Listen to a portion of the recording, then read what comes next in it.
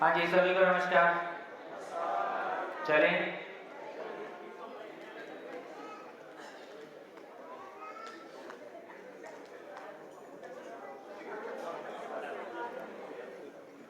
नमस्कार नमस्कार सूरत वालों।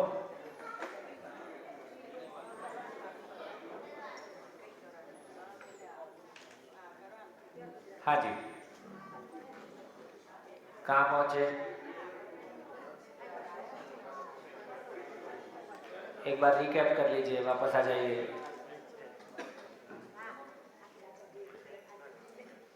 एक बार नोट करके देखिए कि कितने बिंदुओं पे ध्यान गया है सुबह से अभी तक, कितनी सारी बातें हमने की हैं। हेड निकाल के देखिए एक बार, कितने सारे मुद्दों पे आपका ध्यान गया है। जीवन क्रिया को करते समय कितने मुद्दों पे आपका ध्यान गया है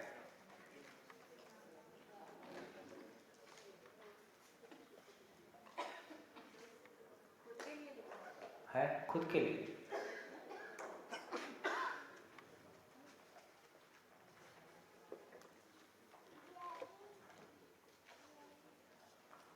जीवन क्रिया में कितने मुद्दों पे आपका ध्यान गया और उनमें से कितनी चीज़ों को आप क्रिया रूप में अपने में देख पा रहे हैं। जब तक क्रिया रूप में अपने में देखना नहीं होता तब तक वो मेमोरी में पड़ा रहता है, कभी कभी सुनाने के काम आ जाता है, वो पर्याप्त नहीं है। क्रिया दिखना चाहिए। तो क्रिया दिखता है नहीं दिखता है, कितने मुद्दे हो गए देख लीजिए एक बार।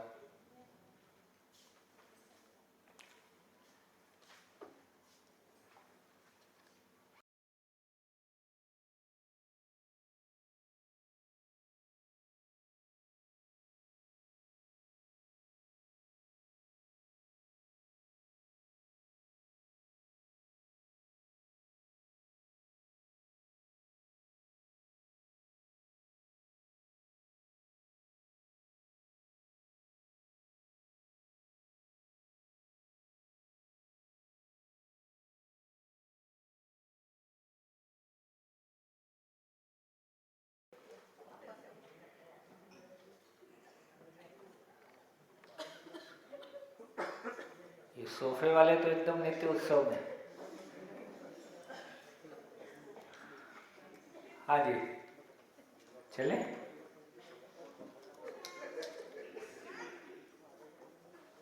चले चलिए। तो देखिए, अभी तक देखा जाए तो हमने चित्रण तक ही बहुत सारी बातचीत की। अभी ये ऊपर वाला माला जो खाली है उसको भरने की व्यवस्था की तरफ नहीं गए हैं, अब उस तरफ चलते हैं।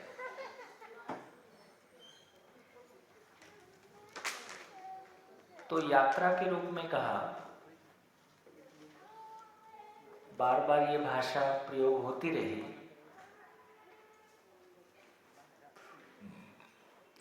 कि शब्द से अर्थ की एक यात्रा है और अर्थ से वस्तु या वास्तविकता रियलाइजेशन की एक यात्रा है। तो यात्रा का पहला पड़ाव कैसा है? यदि अभी तक देखें तो चित्रण कैसा था? अभी तक चित्रण प्रियहित लाभ का था। तुलन कैसा था? प्रियहित लाभ का। विश्लेषण कैसा था? प्रियहित लाभ का। आस्वादन कैसा था? चयन कैसा था? प्रियहित लाभ का। उपलब्ध क्या होगा?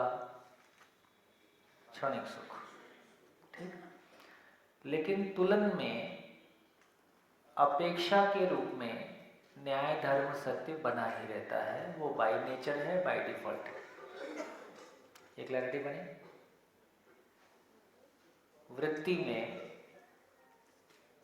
प्रियहित लाभ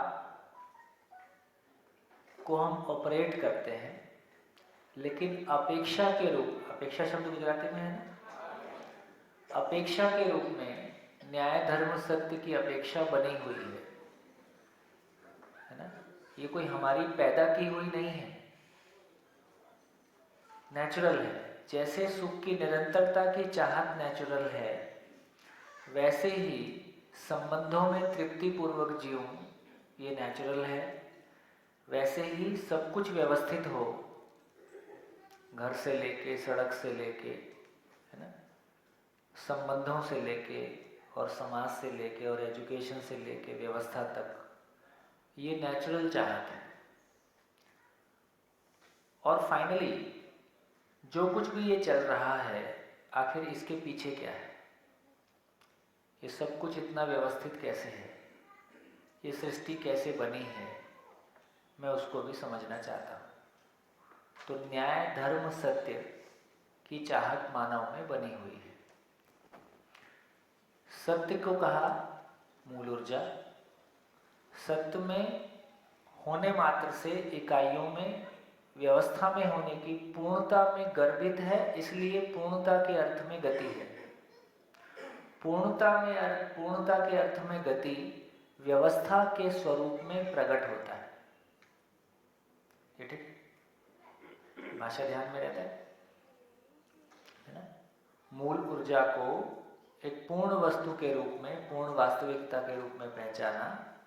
सभी इकाइयाँ उस पूर्ण वास्तविकता में ऊर्जित हैं, गर्भित हैं, इसलिए सभी इकाइयों में क्रियाशीलता पूर्णता के अर्थ में व्यक्त है।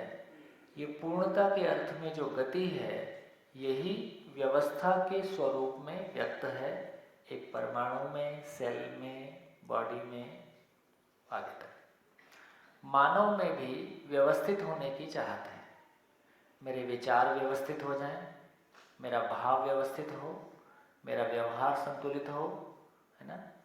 हर जगह हम संतुलन की कामना के साथ हैं, व्यवस्था की कामना के साथ हैं। तो अब बात शुरू होती है। आप शिविर में पहले दिन आते हो तो आपके सामने न्याय धर्म सत्य का कंटेंट आना शुरू होता है। जब आप न्याय धर्म सत्य का कंटेंट सुनने का चयन करते हैं और सुनने से जो शब्दों में जो अर्थ है उसका स्वाद लेते हैं, उसका आस्वादन करते हैं, उसमें संबंध और लक्ष्य की स्पष्टता बनती है, का आस्वादन होता है, तो मैं तुरंत उसको अपने पुराने तुलन से कंपेयर करके देखता हूँ। क्या करता हूँ? प्रिय हित लाभ को न्याय धर्म सत्य रूपी जो सूचना आई उससे कंपेयर करके देखता हूँ। कंपैरिजन करने से एक तो अपेक्षा पहले से ही बनी हुई थी, फिर मैं उसको लॉजिकल कसौटी पे कस के देखता हूँ। तो न्याय धर्म सत्य की अपेक्षा बनी ही हुई थी। जैसे ही न्याय धर्म सत्य का कंटेंट का आस्वादन होता है, मैं वृत्ति में उसको तुलन करता हूँ, विश्लेषण में उसका, विचार में उसका विश्लेषण करता हूँ। तो क्या होता है? अब प्रिय हित लाभ भारी पड़ेगा कि न्याय धर्म सत्य भारी पड़ेगा? न्याय धर्म सत्य। वो हमारी बहन, क्या नाम, आप नाक पे खुजला रहे, क्या नाम आपका? अन्विता। अन्विता। तो अभी ब्रेक के दौरान मैं ऐसे बाहर निकला तो अन्विता बहन बोल रही थी, अब तो ऐसा लगता है कि ये प्रिय हित लाभ वाला सब छोड़ने का मन हो रहा है। मैं छोड़ने की ज़रूरत नहीं है, यहाँ माहौल ऐसा बन जाता है जब मूल ऊर्जा में सब कुछ ऊर्जित और ऐसा वैसा, तो ऐसा लगता है क्या साड़ी, क्या गाड़ी।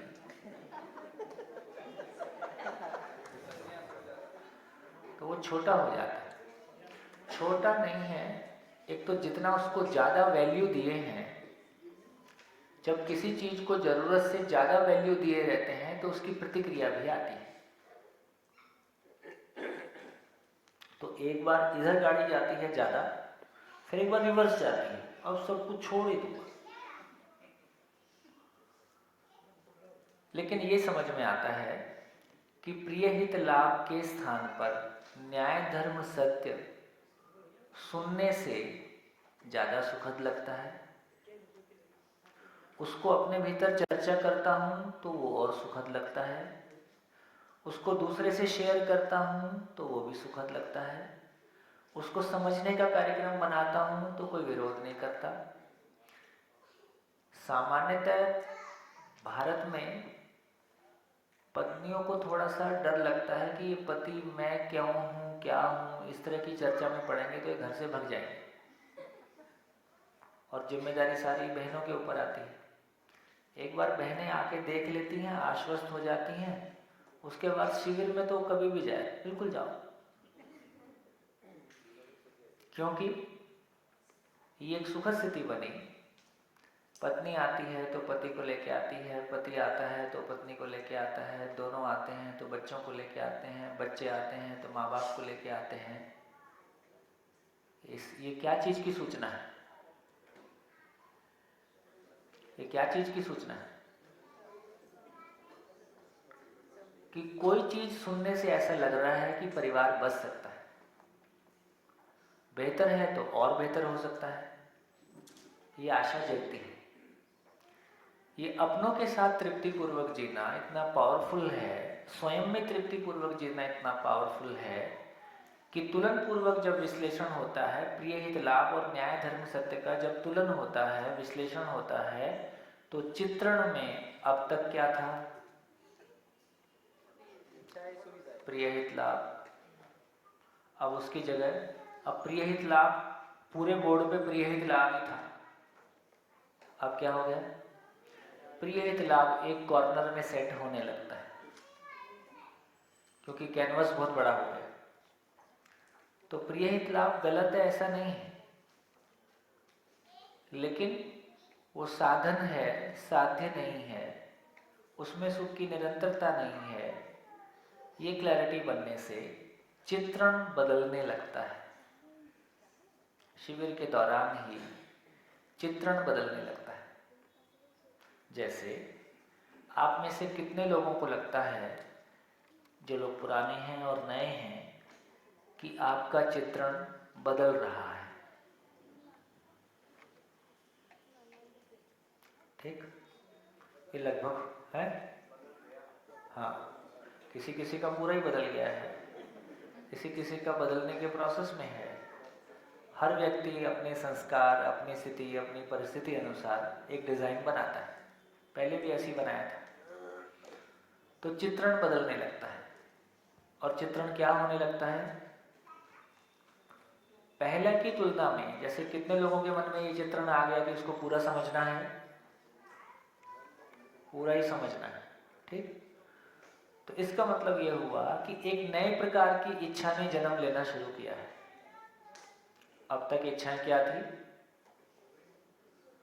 सामान से सम्मान की तलाश, सुविधा से सुख की तलाश। अच्छी बात यह है, देखो समझ कितना एम्पावरिंग होता है, कितना सुकून देने वाला होता है। सूत्र यह है कि एक भी गलत इच्छा पूरी हो नहीं सकती और एक भी सही इच्छा अधूरी रह नहीं सकती।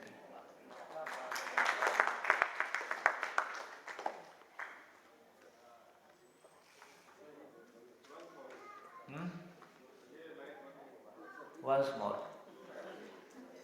एक भी गलत इच्छा पूरी हो नहीं सकती और एक भी सही इच्छा अधूरी रह नहीं सकती। बस समय की चर्चा नहीं, क्योंकि जीवनगत मामले में समय की चर्चा नहीं है, क्योंकि वहाँ काल नहीं है। भौतिक रासायनिक वस्तुओं के साथ काल काम करता है ना, जीवनगत मामले में काल नहीं काम करता। हाँ, अभी करते हैं ना, 2 मिनट का काम। अब आप देखिए, बहुत आराम से देखिए कि क्या सामान से सम्मान, अभी हमको क्या लगता है, मुझको गलत तरीके से पैसा कमाना था, मैंने कमा तो लिया। ठीक, तो क्रिया पूरी हुई कि इच्छा पूरी हुई? क्रिया पूरी हुई, इच्छा पूरी नहीं हुई। इच्छा किस बात की थी? तो क्या सामान से सम्मान की इच्छा पूरी हो सकती है?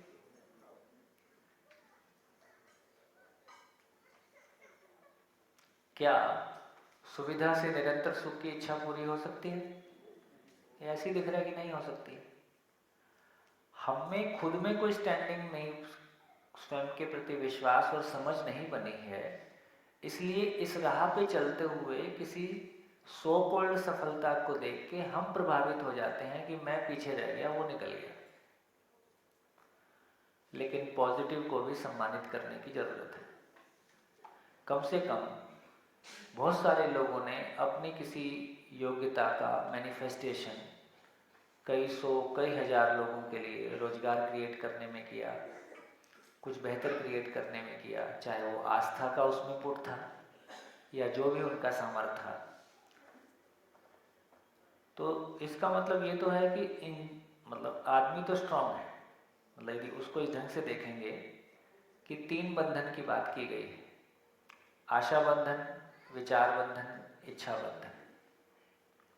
आशा बंधन का मतलब है कि मन के तल पर जीने वाले लोग, खाने पीने ठीक से मिल जाए, थोड़े मोटे शौक पूरे हो जाएं, हो गया, इसी का नाम जिंदगी। विचार के तल पे जीने वाले लोग, तो विचार और इच्छा के तल पे जीने वाले लोग बहुत नेचुरल है, ज़्यादा सक्षम है, दिशा सही या गलत हो सकती है। लेकिन ये क्लैरिटी बनी कि अब चित्रण बदलने लगा है, एक नया चित्रण जन्म लेने लगा है कि पूरा समझना है। जैसे मेरे भीतर अब ये चित्रण आता है कि पूरा समझना है, भीतर से मनोबल कम पड़ता है कि मनोबल इसमें पूरा बनता है? इसमें कोई अंतर्विरोध है? नहीं। इसमें कोई बाह्य विरोध है? बाह्य विरोध भी नहीं है। यदि परिवार साथ में शिविर करता है तो परिवार को भी ये सहमति बन जाती है। छत्तीसगढ़ में हमने देखा, यूट्यूब पे एक छत्तीसगढ़ के सारे जिला शिक्षा अधिकारियों का एक शिविर है। तो एक समय में छत्तीसगढ़ के सारे जिला शिक्षा अधिकारी एक साथ बैठ के शिविर किए। उसके बाद नेचुरल है, वो पद ऐसा है और आदमी की अपनी स्थिति गति है, उसमें से बहुत सारे लोग एक्टिवली नहीं लग पाए, है ना। लेकिन उनके बिहेवियर में ये तो था कि यदि कोई शिक्षक इस दिशा में आगे बढ़ना चाहता है तो ये बोलते थे, देख यार हम तो कुछ नहीं कर पा रहे हैं, उसका अपराध बोध भी है, पर तुम क्या करना चाहते हो तुम बताओ, तुमको पूरी सपोर्ट है। जिस काम को मैं करना चाहता हूँ, मेरी चाहत में तो आ गया, लेकिन किसी कारणवश मैं नहीं करता हूँ, तो कम से कम कोई उस दिशा में आगे बढ़ता है तो मैं उसके लिए सपोर्टिंग रोल अदा कर देता हूँ। तो ये देखने में आया। ये भी देखने में आया कि इसी इंजीनियरिंग कॉलेज के प्रिंसिपल डायरेक्टर जो भी लोग हैं, इनमें इनकी आपस में दुश्मनी रहती, इनकी आपस में दुश्मनी थी, एक दूसरे को बिल्कुल 36 का आंकड़ा था। लेकिन जब जीवन विद्या की बात होती थी तो दोनों एक मत से निर्णय ले लेते थे, इस काम को नहीं रोकना, क्योंकि ये दोनों को स्वीकार था। ठीक, तो ऐसे तमाम एग्जाम्पल्स हम लोगों ने देखे। तो इससे एक बात समझ में आया कि अब चित्रण बदलने लगा है। तो पहला शिफ्ट ये है कि तुलन क्रिया संपन्न होने लगे। तुलन क्रिया संपन्न होने का मतलब है प्रिय हित लाभ में जीने के स्थान पर न्याय धर्म सत्य पूर्वक जीना वरीयता में आ जाए, प्रायोरिटी में आ जाए। ये पहला काम है। ये पहला काम ही बहुत पावरफुल है। अभी 4.5 क्रिया के अंदर ही बात हो रही है। तो पहला काम ये है कि जो प्रिय हित लाभ का चित्रण था, उसके स्थान पर न्याय धर्म सत्य का चित्रण स्थिर होने लगे।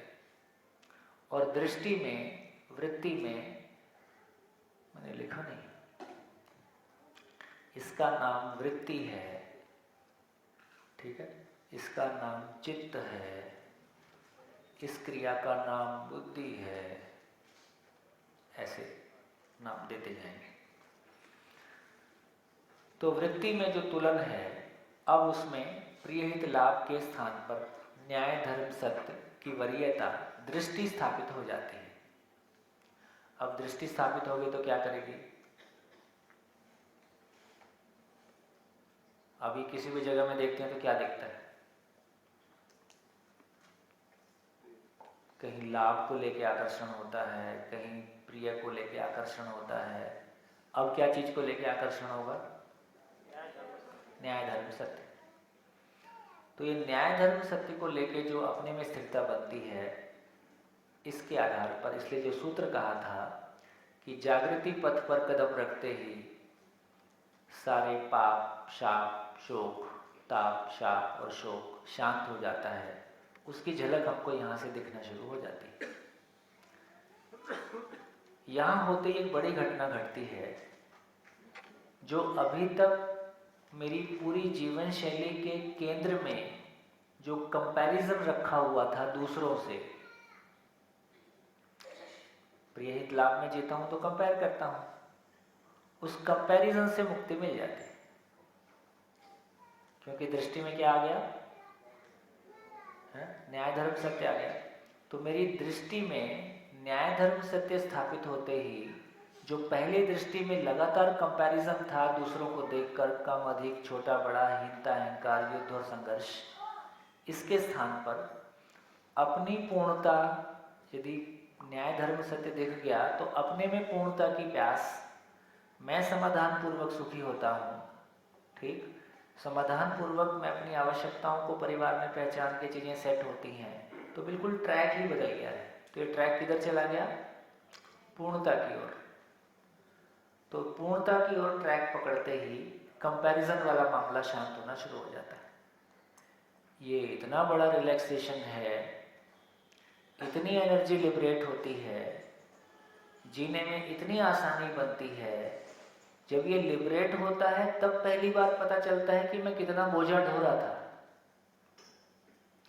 जब तक अपन सीजनड हो जाते हैं ना, गंदगी में जब जाके बैठो तब गंदगी, तब बदबू आती है। 4 घंटे उसी में बैठे रहो फिर बदबू नहीं आती, सीजनड हो जाते। जब मार पड़ती है पुलिस की तो शुरू के 15 मिनट, आधा घंटा चोट लगती है, उसके बाद कितना ही मारो सेंसेशन खत्म हो जाता है। तो सभी सेंसेशन का हाल यही है। जब कोई फ्रेश एयर से अंदर आता है तो लगता है बड़ी बदबू है, अंदर वालों को कोई प्रॉब्लम नहीं रहता। इसलिए फैक्ट्रियों में इतने सारे लोग इतने खराब वातावरण में काम कर पाते हैं। बाहर से कोई आएगा तो उसको बहुत बदबू लगेगी। तो उसी तरह से क्या चर्चा हो रही थी, ये जो कंपैरिजन में जीने का तरीका है, लगातार रूप, बल, धन, पद, इसके आधार पे लगातार कंपेयर करना और लगातार तिल तिल करके मरना, है ना, लगातार दबाव में रहना, ये जो एक प्रिय हित लाभ में कंपैरिजन करके चलना, इसको बोला हॉरिजॉन्टल गति। जब मैं हॉरिजॉन्टल मूवमेंट करता हूं तो सबसे रगड़ता हुआ निकलता हूं और दूसरा वाला भी मार ही देते। न्याय धर्म कैसा है? रॉकेट गति, वर्टिकल। इसमें दूसरे का दूसरे किसी से कोई संघर्ष नहीं। प्रिय हित लाभ में उपलब्धि पाना चाहता हूं तो कहीं ना कहीं सबकी परस्परता और सारी परिस्थितियां हैं, लेकिन इस दिशा में चलना चाहता हूं तो बहुत सारी चीजें हट जाती हैं। तो प्रिय हित लाभ के स्थान पर न्याय धर्म सत्य की दृष्टि स्थापित होना, न्याय धर्म सत्य की दृष्टि के आधार पर न्याय धर्म सत्य का चित्रण स्थापित होना, उसके आधार पर इच्छाओं का बदल जाना। क्या इच्छाओं का बदल जाना? अब सामान से सम्मान की इच्छा नहीं है, अब सुविधा से सुख की इच्छा नहीं है। कितना पैसा बचा? बहुत कुछ। जिंदगी यहाँ से शुरू होती है। पहली बार जिंदगी का नियंत्रण अपने हाथ में आता है। अभी तक तो जिंदगी का नियंत्रण रिमोट कंट्रोल किसी दूसरे के हाथ में दिया हुआ था और पता भी नहीं था कि रिमोट कंट्रोल दूसरे के हाथ में है। तो पहली बार पता चलता है कि हाँ, अब मैं अपने समझने की यात्रा शुरू करता हूँ। ये एक ट्रांसफॉर्मेशन है। पहला ट्रांसफॉर्मेशन है कि प्रिय हित लाभ की कल्पनाशीलता का न्याय धर्म सत्य की कल्पनाशीलता में केवल चित्रण का बदलना, और ये पूरा मटेरियल। अब इसमें न्याय धर्म सत्य का चित्रण आ गया। चित्रण आने से जीना हो जाएगा। ये क्या है? ये शब्द से जो अर्थ पहचान में आया, यहाँ पे अर्थ स्थापित हो गया। शब्दों का अर्थ कहाँ पे रहता है? चित्रण में।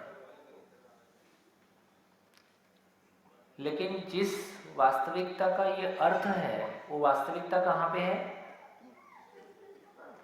से फॉर एग्जाम्पल जीवन की बात करते हैं। जीवन को लेके बहुत सारी बातें कही गई, तो जीवन का को लेके जो भी बातें कही गई, उसका मीनिंग कहाँ पे स्टोर हो गया? चित्रण में।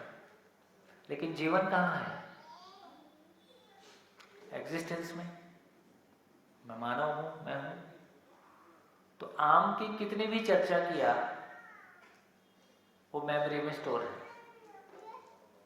लेकिन फाइनली तृप्ति क्या है? खाना। उसको खा के जो तृप्ति मिली, वो सारी चर्चाओं से बड़ी थी। तो फाइनली वस्तु एग्जिस्टेंस में है। तो यहां से ये कह रहे हैं दूसरा ट्रांसफॉर्मेशन। तो क्या हो गया? प्रिय हित लाभ का न्याय धर्म सत्य का आस्वादन, न्याय धर्म सत्य का तुलन और न्याय धर्म सत्य का चित्रण। अब न्याय धर्म सत्य का चित्रण का मतलब है उसका अर्थ। तो अर्थ का अस्तित्व में वास्तविकता के साथ में तदाकार हो जाना, अर्थ का अस्तित्व में वास्तविकता के साथ में तदाकार हो जाना, जो अर्थ था उसके स्थान पर जिस वस्तु के लिए वो अर्थ था, उसको अस्तित्व में पहचान लेना, इसका नाम साक्षात्कार है। तो न्याय धर्म सत्य का साक्षात्कार।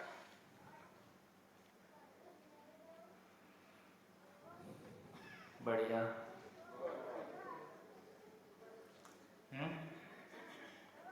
फिर से। हाँ जी, फिर से। तो न्याय धर्म सत्य का आस्वादन सुनने में अच्छा लगता है। आस्वादन मतलब सुनने में अच्छा लगता है, इसलिए कथाओं में सुनने में अच्छा लगता है। कहीं ना कहीं वो अपेक्षाएं जगती। अभी रोक दो, गुजर नहीं, कहीं नहीं आना। न्याय धर्म सत्य का आस्वादन, फिर न्याय धर्म सत्य का प्रियहित लाभ के साथ में तुलन। तुलन होने में और आस्वादन होने में क्या फर्क है? तुलन होने में और आस्वादन होने में क्या फर्क है? तुलन इतना ही है कि सुनने में अच्छा लगा। सॉरी, आस्वादन इतना ही है कि सुनने में अच्छा लगा। जो सुनने में अच्छा लगा, उस सूचना का तो न्याय धर्म सत्य का तर्कपूर्वक चित्रित हो जाना, न्याय धर्म सत्य का तर्कपूर्वक चित्रित हो जाना, ये तुलन हो गया। यदि चित्रण हो गया, इसका मतलब तुलन हो गया। तो न्याय धर्म सत्य का तर्कपूर्वक मतलब उसके जितने भी क्रॉस कनेक्शन हो सकते हैं। जैसे कोई व्यक्ति ने न्याय धर्म सत्य का आस्वादन किया, बोले शिविर कैसा था? बोले बहुत अच्छा था। अच्छा, ये समझाओ। तो कहेगा अच्छा तो था, पर मेरी अभी स्थिति नहीं है, मैं बताऊं। तो शिविर लेने का मिनिमम क्वालिफिकेशन है कि जिसमें ये पूरा अनुसंधान तर्कपूर्वक चित्रित हो गया है, मिनिमम। यदि तर्कपूर्वक चित्रित हो गया है तो आप कहीं से भी पूछो और वो कहीं से भी उठा सकता है। क्योंकि तर्क बैठने का मतलब है सारे क्रॉस कनेक्शन सेट हो गया, सब तरफ से ठोक बजा के देख लिया है, सारे क्रॉस क्वेश्चन करके देख लिया है। एक शिविर मैंने महाराष्ट्र में किया था। एक व्यक्ति ने बहुत अच्छा कमेंट किया। शिविर शुरू होते ही उसकी क्वेश्चन की बौछार शुरू हो गई और काफी कुतर्की, थोड़ा तीखे क्वेश्चन भी थे। शाम तक थोड़ा सा मामला सेटल हुआ, उसके बाद उसने कोई क्वेश्चन नहीं किया। 8वें दिन वो कहता है टीचर था वैसे, टीचर्स ट्रेनिंग जो करते हैं।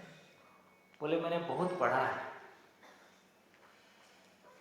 दुनिया भर में जितना साहित्य है मैंने बहुत पढ़ा है, और मेरा पढ़ने का एक तरीका है, पहली लाइन से लेके अंतिम लाइन तक गैप्स कहाँ पे है वो ढूंढता हूं।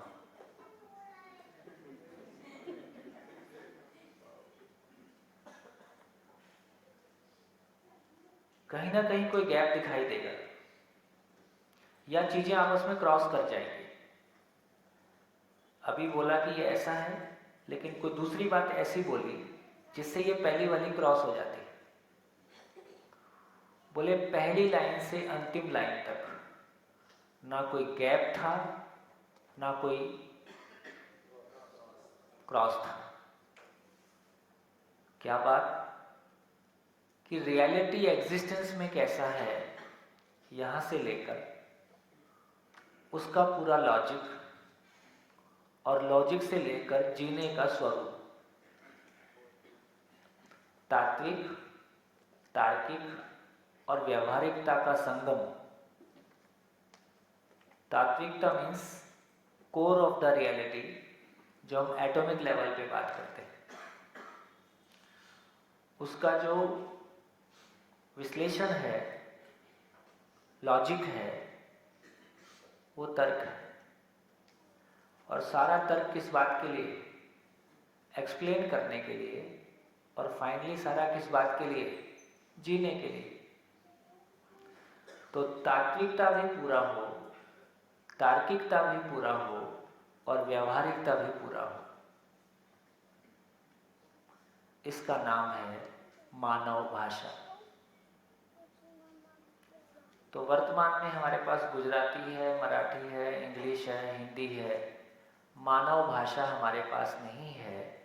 इसलिए एक छत के नीचे रह के हम अपने ही भावों को अपनों से ही कम्युनिकेट नहीं कर पाते हैं सारी जिंदगी, क्योंकि हमारे पास मानव भाषा है कि वस्तु भाषा है। हमारे पास भौतिक रासायनिक वस्तुओं के बारे में बात करने के लिए परफेक्ट लैंग्वेज है, लेकिन जब हम मानव के बारे में बात करने जाते हैं तो हमारे पास जिंदा रहने की भाषा है, जीने की भाषा ही हमारे पास नहीं है। इसलिए सारी जिंदगी गैप्स बढ़ते हैं कि घटते हैं? ये बढ़ते चले जाते हैं। तो ये जो ताकत है, जो क्लैरिटी है कि पहला ट्रांसफॉर्मेशन ये है कि प्रिय हित लाभ के चित्रण, प्रिय हित लाभ का चित्रण कैसे हो पाया? न्याय धर्म सत्य का तर्क पूर्वक चित्रित होना। अब ये एकेडमिक्स के लिए मिनिमम जरूरत है। और क्रॉस कनेक्शन, क्रॉस कहीं भी लूपहोल तो नहीं है, तर्क की बड़ी ताकत है। क्या तर्क का सूत्र है? तर्क में जो बात आप कह रहे थे बिल्कुल ठीक है, लेकिन उसकी ताकत क्या है? तर्क में तात्विकता को छूने की ताकत है। और यदि कल्पनाशीलता का पेट नहीं भरा तो ये कल्पनाशीलता न्याय धर्म सत्य के साथ तदाकार नहीं होगी। तो कल्पनाशीलता न्याय धर्म सत्य के अनुरूप हो जाए, प्रिय हित लाभ उसमें नियंत्रित हो जाए, आवेश से मुक्त हुए बिना कोई जागृति का रास्ता शुरू नहीं होता है। आवेशों को नियंत्रित किए बिना, काम क्रोध लोभ मोह मद मात्सर्य, आवेशों को नियंत्रित किए बिना जब तक स्वभाव गति में नहीं है, सूत्र है देवता से मिलना है तो आपको देवता होना है। तो यदि हम खुद स्वभाव गति में नहीं है, अस्तित्व आवेश नहीं है, वो स्वभाव गति है। यदि अस्तित्व स्वभाव गति है तो मुझको भी उस स्वभाव गति के साथ खड़ा होना होगा, तो ही मैचिंग हो सकती है। इसलिए ये कहा कि न्याय धर्म सत्य का चित्रण स्थापित हो गया, लेकिन अभी रियलाइजेशन नहीं है। उस वस्तु को मैंने रियलाइज नहीं किया है, तो मैं बात कर सकता हूं, जी नहीं सकता। वैसा भाव नहीं है, भाषा आ गई है। तो भाषा पहले आएगी कि भाव पहले आएगा? जो आदमी समझने के प्रोसेस में है उसमें भाषा पहले आएगी कि भाव पहले आएगा? पहले भाषा ही आएगी, पहले भाषा आएगी। इसलिए आपका ये दोष देना गलत है कि वो बोलता है, जीता तो नहीं है। ये दोष देना ही गलत है। ये प्रक्रिया को ना समझने की स्थिति है। अरे गाली बकता तो क्या कर लेते, कम से कम अच्छा बोलता ही कम है क्या? कम से कम भाषा में अच्छा बोलता है, ये भी अच्छी बात है। आज बोलता है, उसका अधूरापन उसको भी दिखाई देगा, कल जी लेगा। तो दूसरे के स्क्रू टाइट करने की हमको जरूरत नहीं है जब तक कोई स्थितियां पानी से पार ना हो जाए। मैंने कल भी कहा था, पति पत्नी में, मेरे को ये बात बहुत इंपॉर्टेंट लगती है, पति पत्नी में परधन, परनारी, परपीड़ा और परपुरुष, ये 4 मुद्दों को छोड़कर एक दूसरे की जिंदगी में बहुत हस्तक्षेप करने की जरूरत नहीं है। आदमी मशीन नहीं है कि आप वो फैन रहता ना, नंबर 1 2 3 4, ऐसा उसको सेट कर दो। एक मान्यता को ग्रहण करने में भी बहुत मेहनत लगती है, एक मान्यता से छूटने में भी बहुत मेहनत लगती है। इसलिए स्पेस दिया जाए। तो दूसरों को चलाना है कि खुद को चलना है? खुद को चलना है। ये इतना शिफ्ट होने से अधिकांश प्रॉब्लम हैंडल होने लगती है। तो मुझको खुद को चलना है। वो जो मेरे चलने की खुशी है, मेरी मुझ पे चलती है, ये इतना एम्पावरिंग है, इतना सुखदाई है। फिर दूसरे के लिए प्यार ही आता है, सारी गलतियां उसकी स्वीकार हो जाती। गलतियां का मतलब प्रोसेस में गलतियां होंगी ही। परिवार में ही देखें तो किसी की हमारी अपनी अपनी बनावट के अनुसार हमारी अलग अलग क्षेत्र में ताकत है।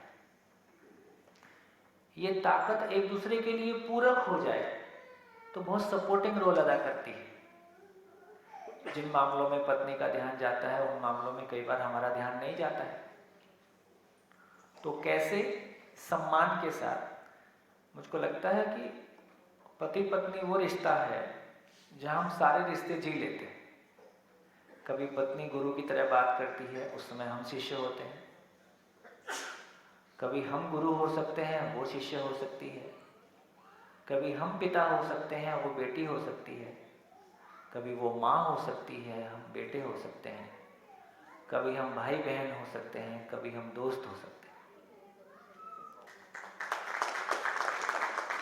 तो अलग अलग क्षणों में हम अलग अलग भाव के साथ जीते हैं,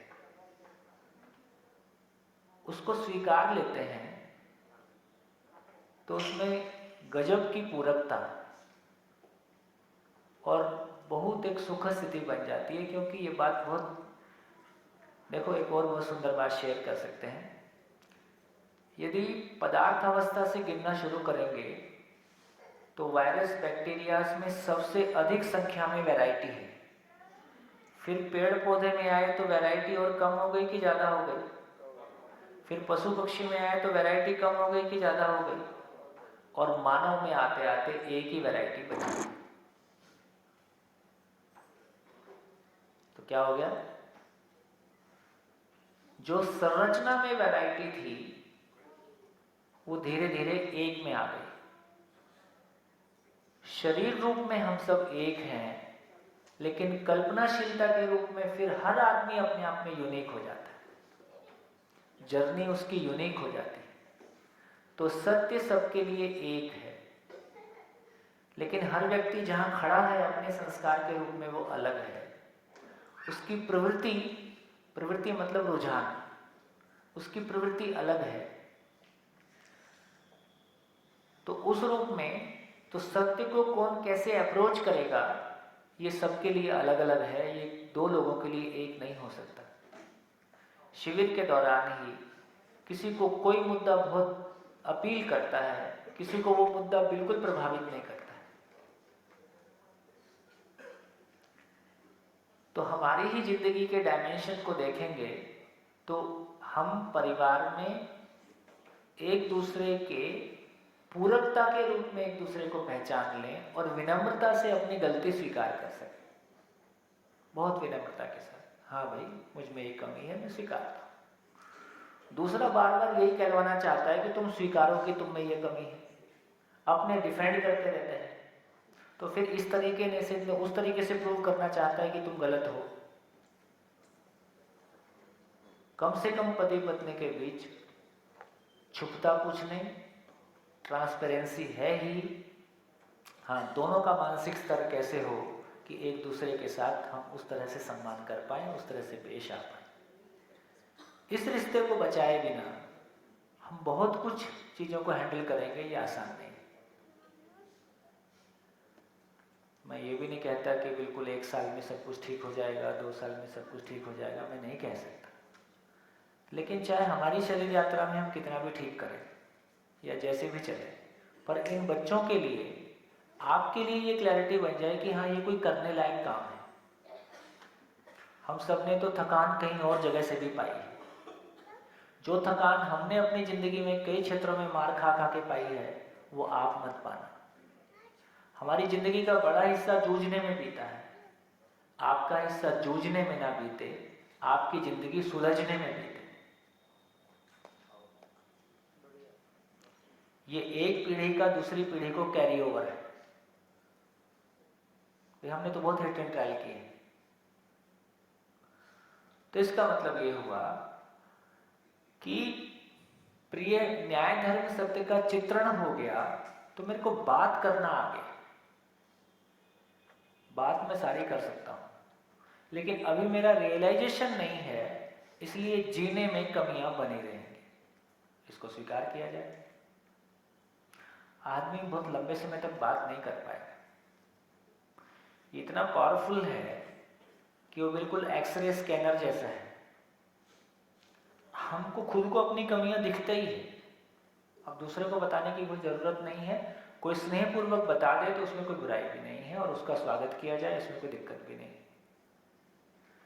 तो खुद ही अपनी जितना बोलेंगे उतनी कमी दिखाई देगी। यदि मैं मंच से बोलता हूं तो क्या मुझको नहीं दिखता होगा कि मेरा कुछ शेष बचा है? क्या उसका अधूरापन मेरे साथ नहीं रहता होगा? क्या उसकी पीड़ा मेरे साथ नहीं रहेगी? रहेगी। इसका मतलब है एक बार मुख्य धारा में आ भर जाओ, उसके बाद कल्याण पक्का।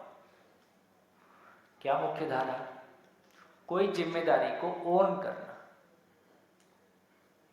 इस रोशनी में कोई भी जिम्मेदारी को ओन करना।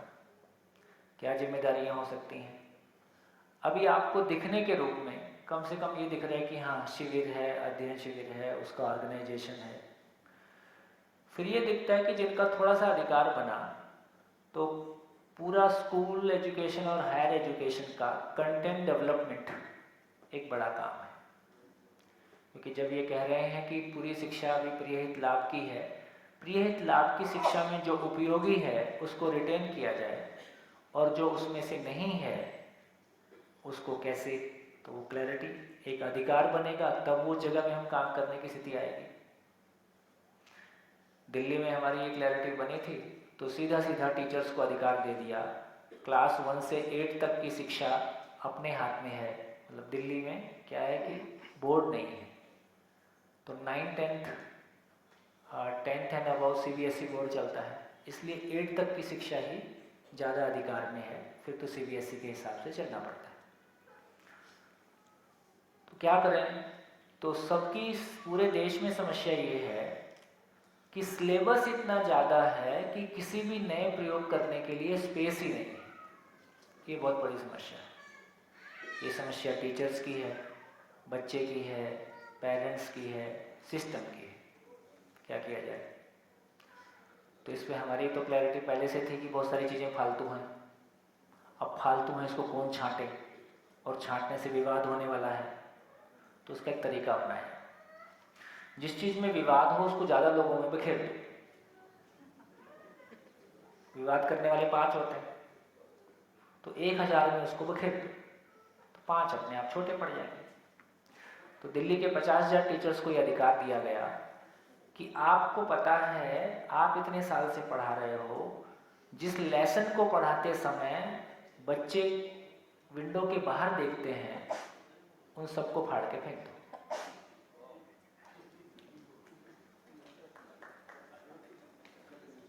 एग्जाम में वही देना जिसमें जिसको आपने पढ़ाया है। तो आपके हाथ में क्वेश्चन पेपर, तो अचानक 25% बोझा कम हो गया। जावड़ेकर जी से भी इस संबंध में बात होती रही और उन्होंने स्वीकारा और देश के सामने अनाउंस किया कि हम 50% कंटेंट कम करेंगे। अब वो कब कर पाएंगे, कैसे करेंगे, आगे की बात है, लेकिन आइडिया स्वीकार हो गया। तो मूल बात क्या निकली कि आपको याद होगा जब हम 10th में 12th में पढ़ते थे, हमारा 12th का CBSE का बुक 20 रुपए का आता था और उसमें 80 पेज होते थे। अभी 12th की CBSE की बुक्स जो प्राइवेट आ रही हैं, कितने की आती है?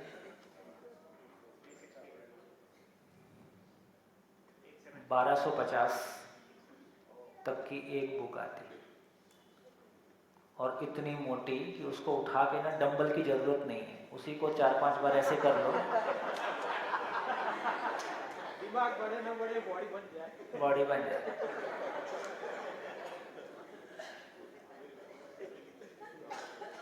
मोटी मोटी क्या हो गया?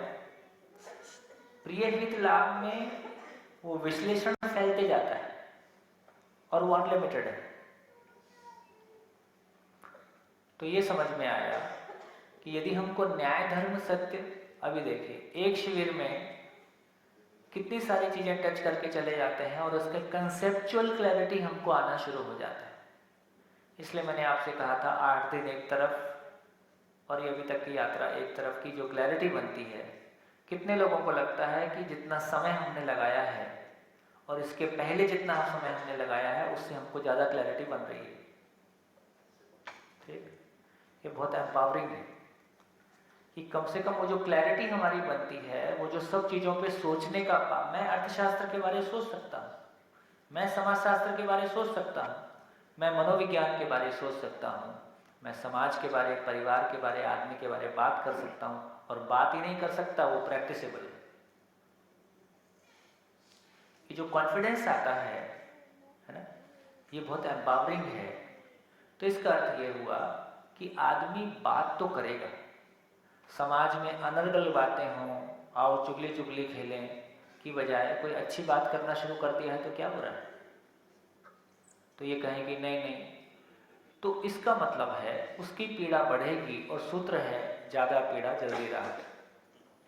तो क्या हुआ?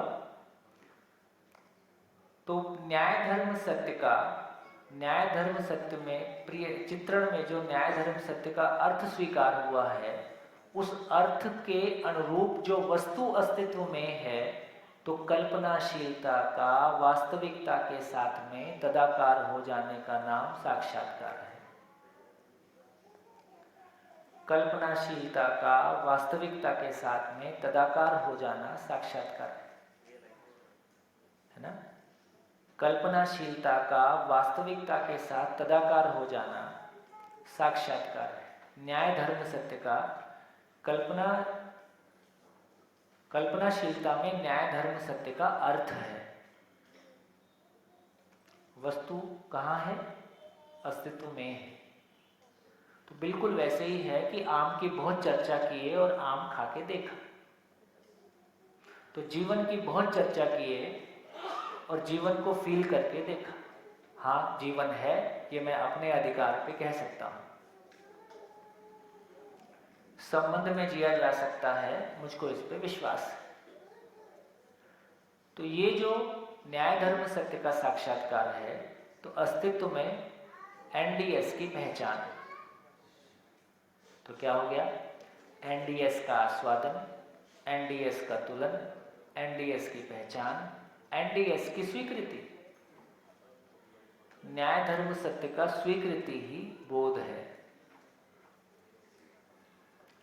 सहअस्तित्व का स्वीकृति, सहअस्तित्व है,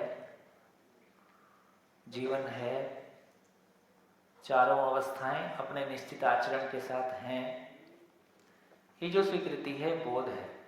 ऐसा बोध होने से स्वयं स्फूर्त विधि से ऐसा जीने का संकल्प उदय होता है। सच्चाई स्वीकार हो जाए, है ना। एक बार आपने किसी को बेटा मान लिया, क्या उसके बाद ये संभव है कि आप उसके साथ पराये जैसा व्यवहार करें? संभव ही नहीं। इसके लिए कसम खानी पड़ती है, आज के बाद तुम मेरे बेटे हो और मैं तुम्हारे साथ ऐसे व्यवहार करूंगा। इसके लिए कसम खाना नहीं पड़ता है, स्वयं स्फूर्त विधि से होता है, जिसको हम स्वीकार लेते हैं। मैं तो कहता हूं कि हम मान्यता को भी स्वीकार लेते हैं तो जिंदगी भर उसके अनुरूप जीते हैं। मैं हिंदू हूं,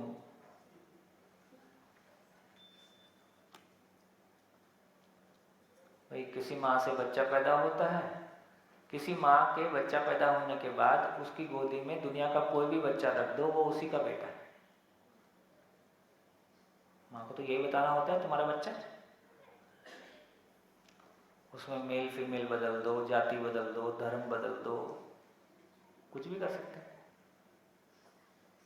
माँ को स्वीकार हो जाएगा, नहीं होगा, मेरा बेटा है। स्वीकार कर लिया तो हो गया।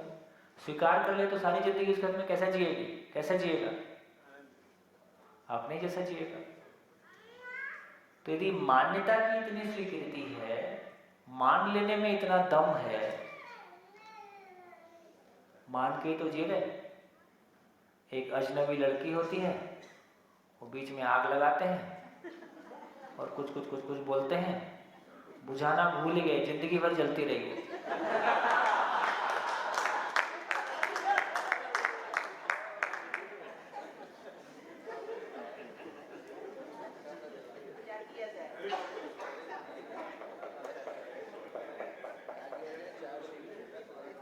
आज से तुम दोनों पति पत्नी हो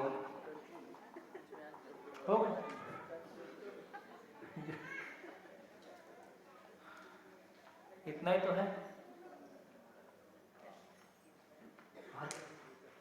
और आप अपनी जिंदगी की पूरी ताकत एक दूसरे के लिए लगा देते। भैया इतना ही कहा है? इतना ही कहा है, काफी है तो। बाकी तो भी समझने की बात। आप तो 5 दिन में तो कुछ तो समझ आया होगा।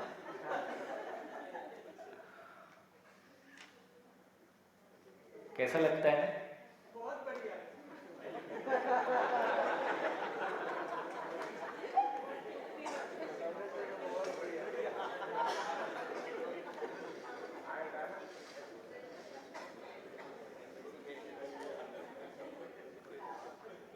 मानने का इतना असर है तो जानने का क्या असर होगा?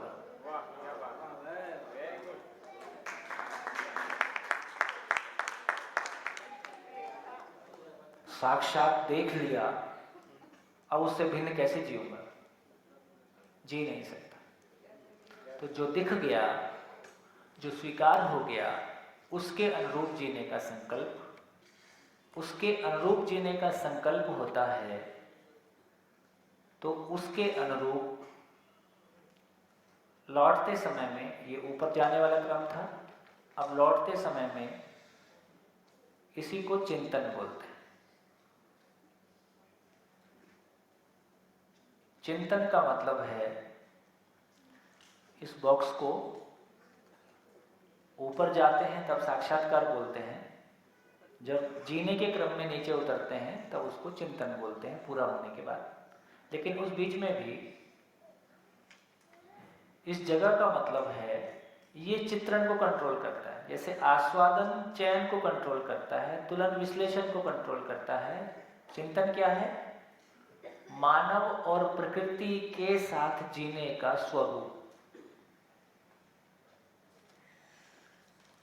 मानव और प्रकृति के साथ जीने का स्वरूप, ये चिंतन में पहचान में आया। और मानव और प्रकृति के साथ जीने की योजना, ये चित्रण में पहचान में आए। ठीक, सॉफ्टवेयर पार्ट इधर है, हार्डवेयर पार्ट इधर है। अब मेरा चित्रण कैसा होगा?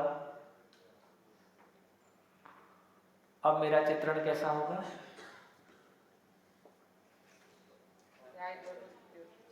है न्यायपूर्वक जीना, धर्मपूर्वक जीना, सत्य को प्रमाणित करना।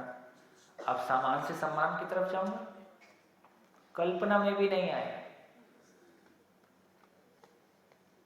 सुविधा से सुख नहीं, जो खाते हैं उसका स्वाद लेते हैं। ऐसा थोड़ी कि भजिया नहीं खाएंगे। भजिया समझते? भजिया चलता है गुजरात में? पकौड़े, पकौड़े चलते हैं। भजिया शब्द महाराष्ट्र का है।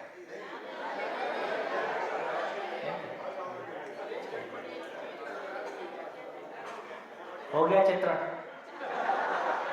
देखना सुरेश जी कोई व्यवस्था हो तो।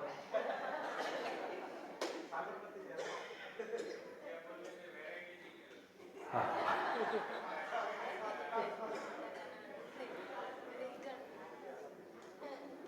ठीक, तो क्या हुआ? हाँ जी, न्याय धर्म सत्य का आस्वादन, न्याय धर्म सत्य का तुलन, न्याय धर्म सत्य की पहचान, न्याय धर्म सत्य की स्वीकृति, उसके अनुरूप जीने का संकल्प, उसके अनुरूप जीने का स्वरूप, उसके अनुरूप जीने की योजना, उसके आधार पर तुलन पूर्वक विश्लेषण, उसके आधार पर आस्वादन पूर्वक चयन, उसके आधार पर एक्शन, और कार्य और व्यवहार में उभय तृप्ति और प्रकृति में संतुलन, परिवार में समृद्धि, जीवन नित्य उत्सव, मौज मनाओ। भजिया तलो, पार्टी भी तो होगी भाई, कोई खुशी मिलेगी तो। ऐसा जीने के क्रम में, ऐसा तृप्ति के साथ जीने का क्रम जैसे जैसे क्वालिटेटिवली आगे बढ़ता है, इसी क्रम में तो जो न्याय धर्म सत्य की स्वीकृति हुई, फाइनली धर्म अनुभव में आता है। धर्म अनुभव आने का मतलब, धर्म का मतलब है व्यवस्था। व्यवस्था का मतलब है जड़ संसार की व्यवस्था के मूल में परमाणु है, प्राणावस्था की व्यवस्था के मूल में कोशिका है, जीवावस्था की व्यवस्था के मूल में जीव शरीर को चलाता हुआ जीवन है, और मानव की व्यवस्था के मूल में, है ना, जो जीवन मानव शरीर को चला रहा है उसकी स्थिति गति है। तो इस रूप में क्लैरिटी बनी कि आखिर सब चीज के होने का आधार क्या है। तो होने के आधार के रूप में पहचाना, तो इस लेवल पे ये क्रिया के लेवल पे अपॉर्चुनिटी स्थिति है कि संपूर्ण के होने का, यहाँ साक्षात्कार में एनडीएस को पहचाना अस्तित्व में, लेकिन उसके होने का आधार एनडीएस की स्वीकृति, एनडीएस की पहचान, एनडीएस की स्वीकृति, लेकिन इस सब के होने का आधार क्या है? क्यों संबंध में एक दूसरे के प्रति आकर्षण है? क्यों ये संबंध है? क्यों कोई इकाई है? ये इकाइयां कैसे बन गई? इनके बीच में ऐसी परस्परता कहां से आ गई? क्यों मैं व्यवस्था चाहता हूं? क्यों मैं सुख चाहता हूं? तो फाइनली जो संपूर्ण के होने का आधार है मूल ऊर्जा के रूप में, तो मूल ऊर्जा सभी इकाइयों के आर पार है, और मूल ऊर्जा वश सभी इकाइयां हैं, ये देखने की स्थिति यहां पे बनी। इसलिए इसको कहा अनुभव क्रिया। ये अल्टीमेट है। अनुभव क्रिया की अभिव्यक्ति प्रमाण के रूप में, अनुभव क्रिया को आत्मा कहा, नाम है। ठीक, तो इस प्रकार संकल्प को शब्द एक रितंबरा कहा, मोटी भाषा में समझ बोल सकते हैं। रितंबरा शब्द आपको बुक्स में मिलेगा। आशा, विचार, इच्छा, समझ और प्रामाणिकता। तो जीवन में 5 स्थिति क्रिया, 5 गति क्रिया। जो स्थिति क्रिया है, स्थिति को बल के रूप में पहचानते हैं, गति को शक्ति के रूप में पहचानते हैं। इसलिए जीवन में 5 बल, मनोबल, वृत्ति बल, चित्त बल, बुद्धि बल, आत्मबल के रूप में पहचानते हैं। जीवन में 5 शक्तियाँ, आशा की शक्ति, विचार शक्ति, इच्छा शक्ति, समझ शक्ति और प्रामाणिकता की शक्ति के रूप में प्रकट होता है।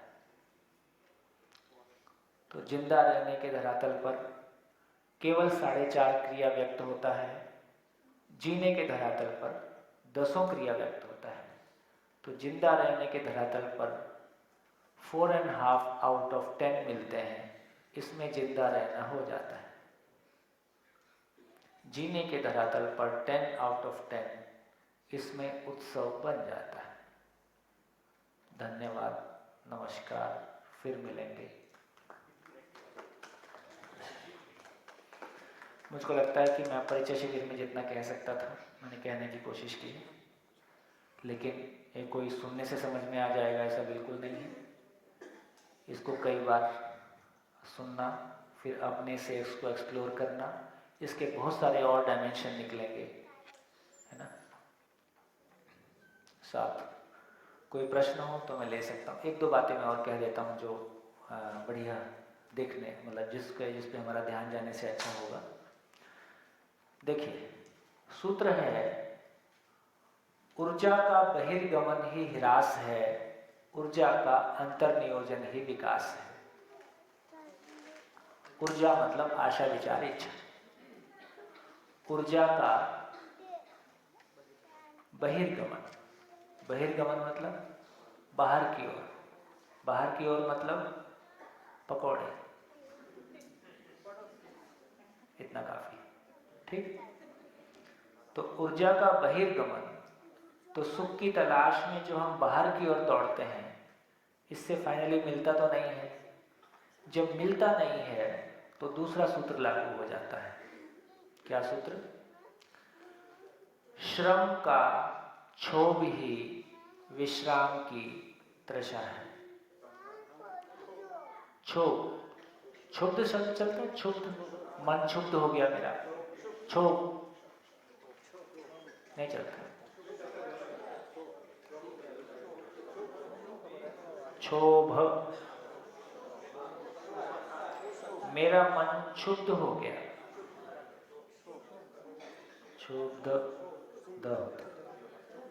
कोई बात नहीं पता, आगे चल जाएगा।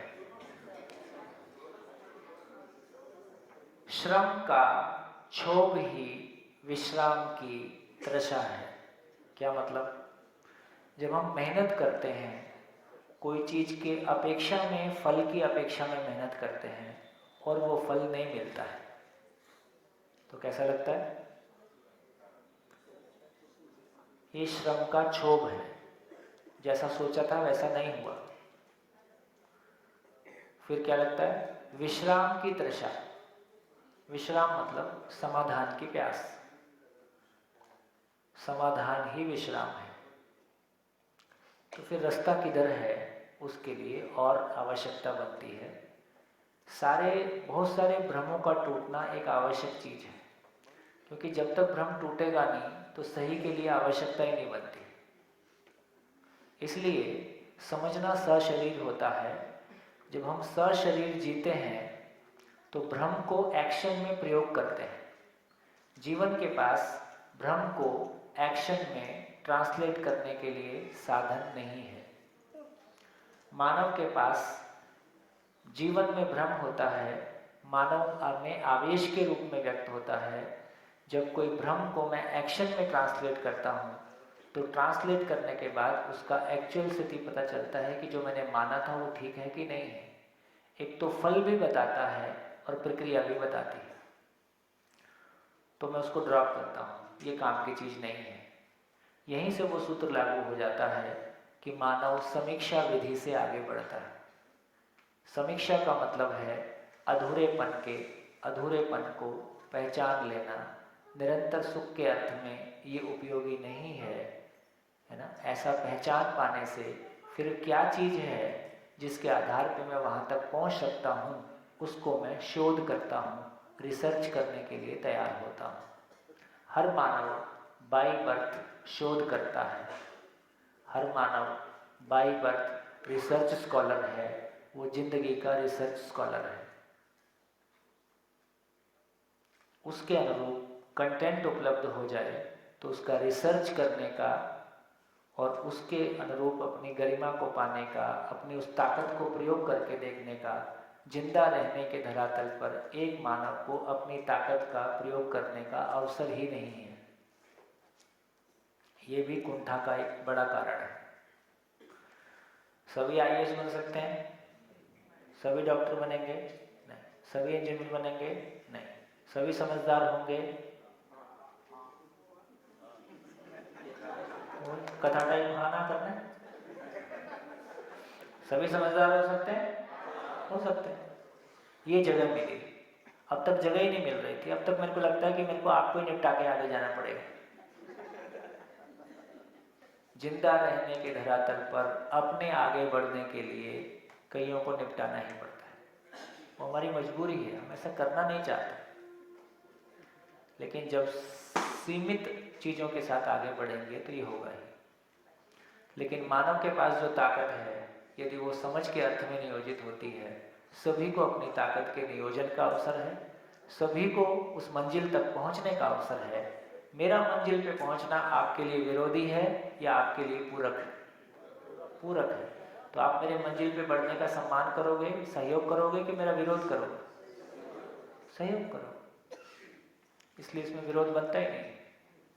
तो निर्विरोध होना मैं चाहता हूं, लेकिन निर्विरोध पूर्वक जीने के लिए मेरे पास कोई पैड ही नहीं है, ग्राउंड ही नहीं है। इसलिए ना चाहते हुए भी मैं विरोध से भर जाता हूं। बढ़िया। तो क्या मुद्दा हुआ? ऊर्जा का अंतर्नियोजन ही विकास, ऊर्जा का बहिर्गमन ही ह्रास। क्यों आपका मन लगता है यहां? ऊर्जा का अंतर्नियोजन का मतलब है कि जब हम समझने के लिए ध्यान देते हैं, एक मिनट वापस आता हूं। जब पकौड़े की तरफ ध्यान होता है तो आस्वादन बाहर की ओर जाता है, विचार पकौड़े के लिए आता है, इच्छा पकौड़े के लिए आती है। तो सारा कहाँ गया? बाहर की तरफ। पोषण के अर्थ में लेने में दिक्कत नहीं है, यदि सुख के अर्थ में लेते हैं तब दिक्कत है। तो ये बहिर्गमन है। अंतर्नियोजन कैसा है? न्याय धर्म सत्य का प्रस्ताव आपके पास आया, सुनने से अच्छा लगा। अच्छा लगा तो आपका प्रिय हित लाभ के साथ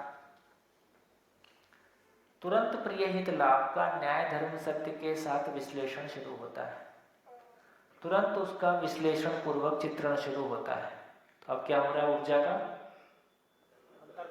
अंतर्नियोजन हो रहा है, ये ऊपर चढ़ना शुरू हो गया। तो इस तरह से ऊर्जा ऊपर चढ़ती है। इतने दिन तक लगातार टिक पाना का मतलब यही है कि लगातार मैं ऊपर की ओर ऊर्ध्वमुखी हूं, है ना। ऊर्जा का लगातार अंतर्नियोजन हो रहा है, ऊर्जा का अंतर्नियोजन ही विकास है। ऐसे में मन वृत्ति में समर्पित होता है, वृत्ति चित्त में समर्पित होता है, चित्त बुद्धि में समर्पित होता है, बुद्धि आत्मा में समर्पित होता है, आत्मा परमात्मा में समर्पित होता है।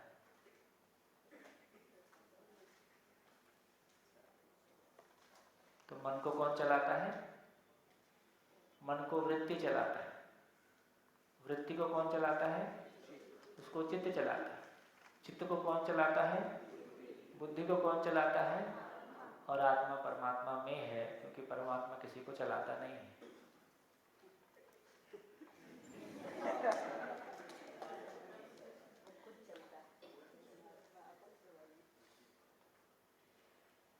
कितना सुखद है। तो जब भी ऐसे में शरीर मन के अनुरूप नियंत्रित रहता है। ये तो सुख पाने ऊपर चल दिया तो शरीर अपनी पोजीशन में आ जाता है। जब मैं शरीर से निरंतर सुख पाने जाता हूं तो जीवन में अंतर विरोध शुरू हो जाता है। मन से पावरफुल चीज वृत्ति है, वृत्ति से पावरफुल चित्त है, चित्त से पावरफुल बुद्धि है, बुद्धि से पावरफुल आत्मा है। अब वृत्ति मन को चलाए ये स्वीकार है, मन वृत्ति को चलाए ये अंतर विरोध है।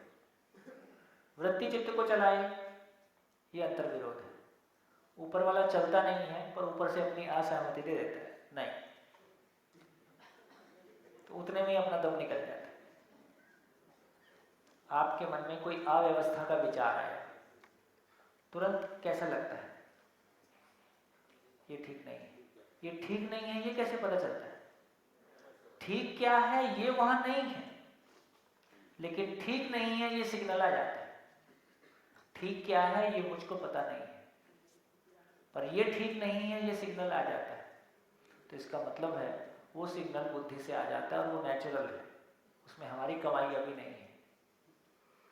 तो कितना सारा है जो पहले से फिट है एकदम, केवल उस स्ट्रक्चर में हमारा ध्यान जाना है और थोड़ा सा मन लगाना है।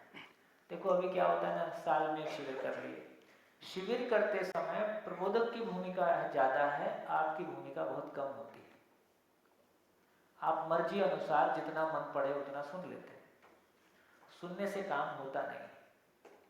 जैसे हम किसी के साथ कार में चले गए और रोज कहीं घूम के आ जाते हैं, अब मुझसे पूछोगे यार वो चीज कहाँ पे है, रास्ता मुझको पता नहीं है। जिस दिन ड्राइविंग सीट पे मैं बैठता हूँ उस दिन पहली बार में रास्ता पकड़ में आ जाता है। तो ड्राइविंग सीट पे अपने बैठना होता है। तो मैंने कहा था कि जिम्मेदारी ऑन करना। तो जब भी हमको रोज हमको आपस में कनेक्टेड रहने के लिए भी कोई बात करने के लिए कोई बात चाहिए, तो कोई ना कोई कार्यक्रम अपने बीच में डाल लेना। अब चाहे वो कंटेंट डेवलपमेंट का है, चाहे वो जो भी चीज़ें आपको समझ में आ जाए। आप गोष्ठियों में बैठेंगे, एक दूसरे के साथ सुनेंगे सुनाएंगे, तो बहुत सारे डायमेंशन, जो डायमेंशन आपको पसंद हो, हम कुछ भी करें वो करने से हमारे अंदर जागृति का पथ सुनिश्चित होता हो, जागृति में मदद मिलती हो। बेगारी करने की कोई जरूरत नहीं है। इस अभियान में कोई बेगारी नहीं है, कोई किसी को काम पे नहीं लगाता है। हर व्यक्ति अपनी स्वेच्छा से, अपनी मनस्थिति के अनुसार, अपनी योग्यता अनुसार कोई भूमिका खुद तलाशता है ना? तो मुझको लगता है कि एक स्वयं स्फूर्त ऑर्गेनिक ग्रोथ क्या हो सकती है ना? एक ऑर्गेनिक स्ट्रक्चर कैसा हो सकता है? कोई सेंट्रलाइज कंट्रोल नहीं है, कोई सेंट्रलाइज कार्यक्रम नहीं है, केवल सत्य उपलब्ध है। सत्य को समझना है, अपने तन मन धन के साथ अपने परिवार में स्वावलंबन पूर्वक जीते हुए, ठीक से जीते हुए दूसरे परिवारों के लिए उपकारी होना। Thank you.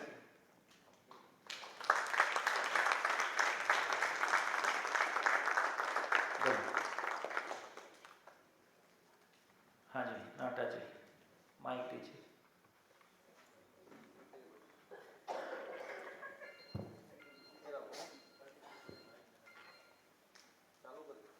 हाँ चालू है। ये जो चित्रण तक की जो क्रिया है वो लगता है कि वो एक मानसिक क्रिया है। यहाँ तक उसका जो तर्क तक समझना, तो जो चित्रण से जो साक्षात्कार है, जो कि एक अगला बड़ा जंप है 4.5 क्रिया से आगे की जो यात्रा है वो, तो क्या यह इसके बारे में ये कैसे हो सकता है, इसको कैसे फैसिलिटेट कर सकते हैं, यहाँ पे जीने का क्या रोल है या क्या है, ये थोड़ी बात हो तो हम थोड़े जंप मारने में सुविधा होगी। देखिए प्रकृति में देखेंगे ना तो नियम तो एक ही है। प्रकृति में हम देखते हैं तो कोई एक अवस्था तृप्त होती है तो अगली अवस्था के लिए पृष्ठभूमि और प्रसव शुरू हो जाता है। मूल बात तो इतनी। यदि प्रिय हित लाभ में मेरे को मजा आ रहा है और मेरे को अभी इसी में जीने का मन है, तो अस्तित्व में ऐसी कोई व्यवस्था नहीं है कि आगे का दरवाजा खुले, क्योंकि अभी मेरी आवश्यकता नहीं। मैंने एक बार बहुत पीड़ा से नमस्कार भाभी, अब मुलाकात फिर कभी जनवरी में। खूब बढ़िया, थैंक यू। तो मैंने एक बार बहुत पीड़ा के साथ शुरू में जब आते हैं ना, तो बहुत सारा धर्म धक्का खा के आते हैं, बहुत सारी थकान के साथ होते हैं, बहुत सारा मेहनत किया होता है, उसमें बहुत सारी असफलता भोगा होता है। जब कोई नई चीज़ मिलती है तो उसके साथ शुरू में बहुत तगड़ा जंप मिलता है, फिर वो स्लो डाउन हो जाता है। शुरू में एकदम से लाइट दिखती है, फिर आप एक सुरंग में घुस जाते हो, कब लाइट आएगी इंतजार करते रहते हो, तो पीड़ा भी होती है। तो मैंने नागराज जी से पूछा कि भाई बताओ ये कैसे होगा। तो मैंने एक बात देखी उनके साथ कि एक लाइन का आंसर और बहुत सिंपल आंसर, कभी कुछ लंबा चौड़ा कुछ गहरी बात नहीं है। मतलब क्या बोले, आवश्यकता होने से हो जाता है।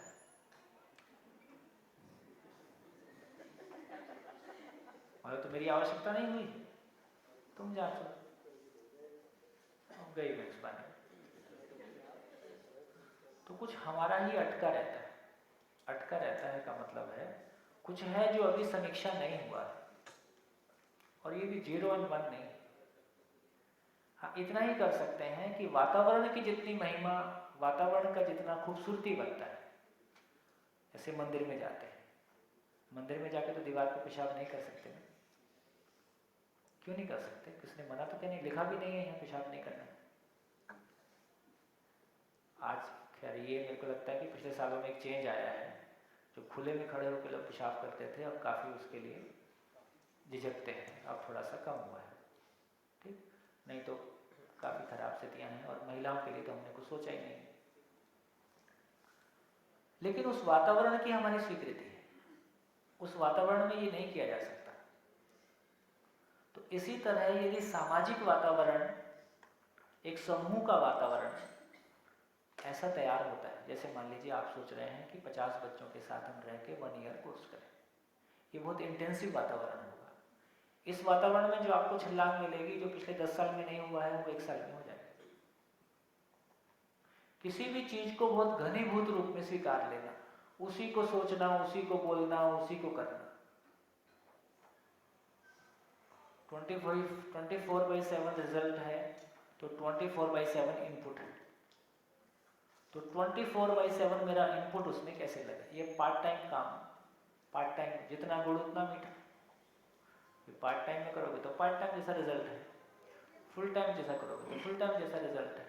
किसी के लिए उपदेश नहीं है कि आप फुल टाइम करो, आप पार्ट टाइम करो। हर आदमी अपनी मनस्थिति, अपनी परिस्थिति में अपने लिए रास्ता चुनता है। लेकिन जब तक फुल टाइम, पैर के नाखून से लेके सर के बाल तक, तो मांगता तो पूरा ही पूरा है, ठीक है, उसकी स्थिति धीरे धीरे बनती है। तो जैसे जैसे हमारी स्थिति बनेगी, अच्छी बात यह है, देखो भरोसा करने के लायक बात यह है कि सृष्टि पूरी नियम के साथ है और उस पर किसी का कॉपीराइट नहीं है, नंबर 1। नंबर 2, मानव में समझने की अनलिमिटेड ताकत है, इसको कोई रोक नहीं सकता, केवल दोनों का मैच होना है। इसके लिए कोई ऐसा जिसने रास्ता देखा हो, किसी एक लेवल तक का देखा हो, उसके बाद तो अपनी ही जिंदगी में चीज़ें। अच्छी बात यह है कि जब हम लोगों ने जर्नी शुरू की थी तो केवल एक बुक हुआ करती थी 35। अभी कम से कम बहुत फाइन डिटेल के साथ में 15-17 बुक्स हैं, ऑडियो वीडियो है, बहुत सारे लोग हैं जो लगे हैं, किन्हीं अंशों में बहुत अच्छे रिजल्ट आए हैं, कहीं और हम प्रयासरत हैं। तो पहले की तुलना में भरोसा करने के लायक स्थितियाँ ज़्यादा है। अच्छा, ज़्यादा समय आदमी को जांचने में लगता है, मेरे काम का है कि नहीं, ठीक है कि नहीं, है ना, उचित है कि नहीं, चलूँ कि नहीं चलूँ, क्योंकि पहले इतनी जगह ट्राई करके आया होता है, फिर एक नई दुकान, झंझट तो है ना, हर बार अपनी पूरी ताकत को समेटना, फिर से किसी जगह में फोकस करके इन्वेस्ट करना, वो भरोसा पाने में एक समय लगता है। लंबा समय आश्वस्त होने में लगता है कि यही मेरी जिंदगी है। जब भी किसी को ये स्वीकार हो गया, किसी भी विधा में स्वीकार हो गया, रिजल्ट सब जगह किसी न किसी रूप में आते हैं, है ना। यहाँ रिजल्ट का कैनवस अलग है। अब तक साधनाओं के रिजल्ट स्वांत सुख आए हैं कि मेरी स्टेट ऑफ माइंड में कोई परिवर्तन आ गया, मेरी अनुभूति में कोई चीज़ आ गई और मैं थोड़ा रिलैक्स हो गया। अब ये कह रहे हैं कि ये यात्रा का सम्मान है, लेकिन आवश्यकता इस बात की है कि हर आदमी जिंदगी में थकान पाएगा, फिर किसी गुरु जी की तलाश करेगा, फिर कोई साधना में अधिकार बनाएगा, तो पहले हम आदमी के थकने का इंतजार करें, है ना। तो बचपन से जब एक बच्चा जिज्ञासु है ही, वो सही को समझना चाहता है, न्याय का याचक है, सही कार्यवाही करना चाहता है, उस समय से उसको उपलब्ध कैसे हो जाए।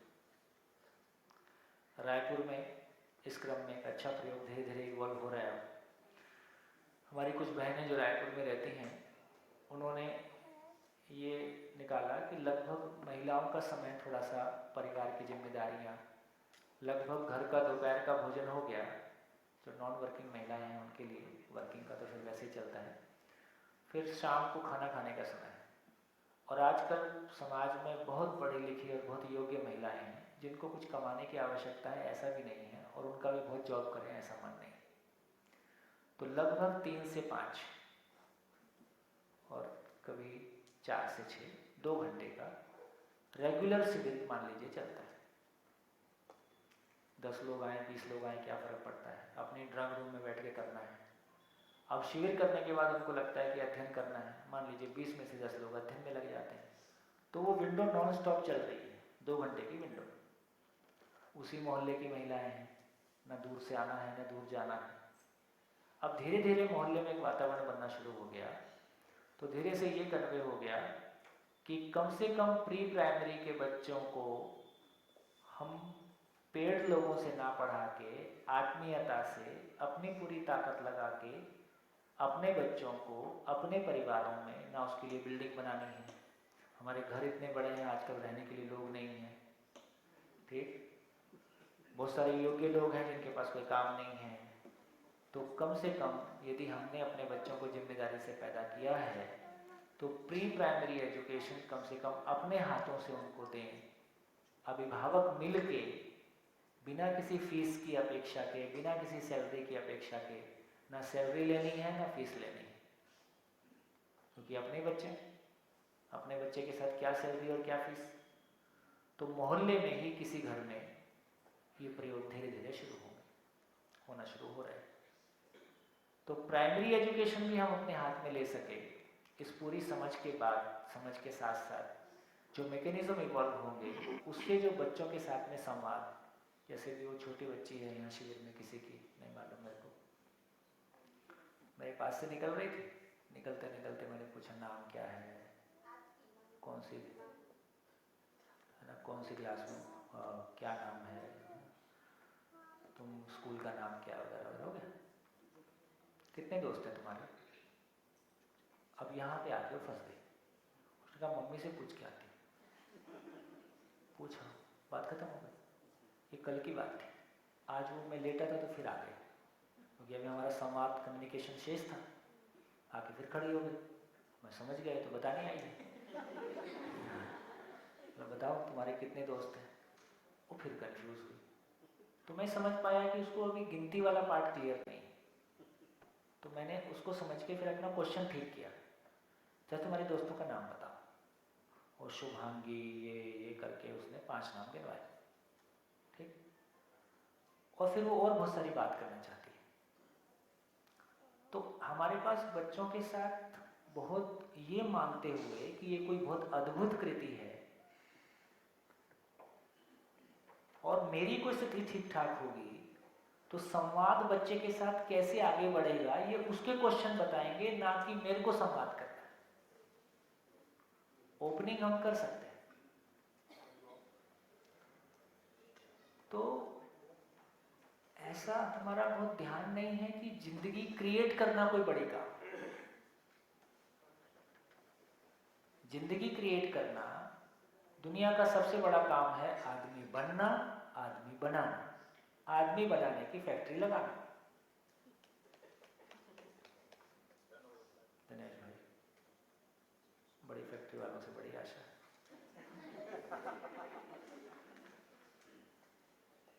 आदमी बनना और विद्यालय आदमी बनाने की फैक्ट्री है, बशर्ते कि उसमें वो लोग हों जो खुद आदमी हों।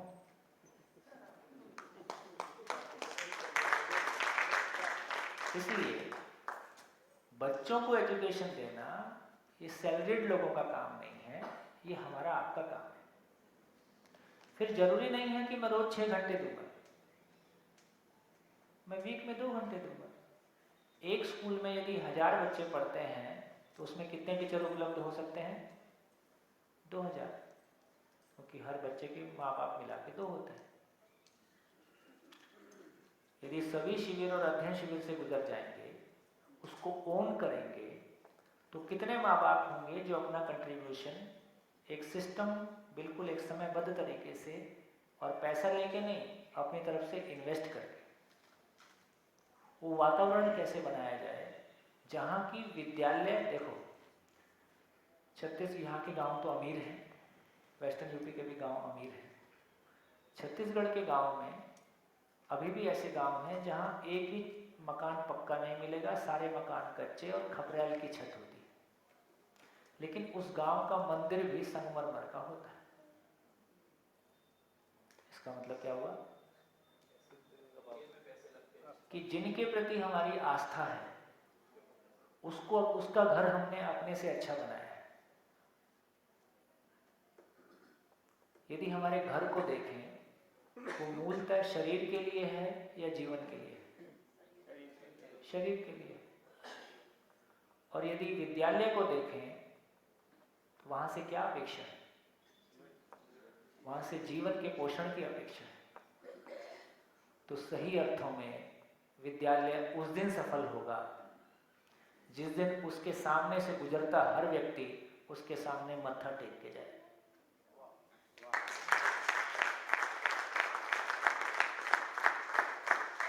जैसे मंदिर के सामने से जाता है, जैसे मंदिर के सामने से आता है, यदि मंदिर के सामने मत्था टेकता है तो विद्यालय तो जीवंत मंदिर है, जहां मन पे ही काम होता है उसी का तो काम मंदिर। और मन के अंदर प्रवेश कर जाए इसका नाम मंदिर है।